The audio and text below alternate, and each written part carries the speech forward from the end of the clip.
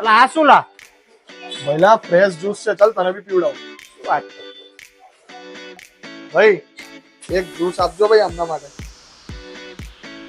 તારું જોરદાર છે. જોરદાર છે ભાઈ, એકદમ ફ્રેશ નેચરલ જ્યુસ.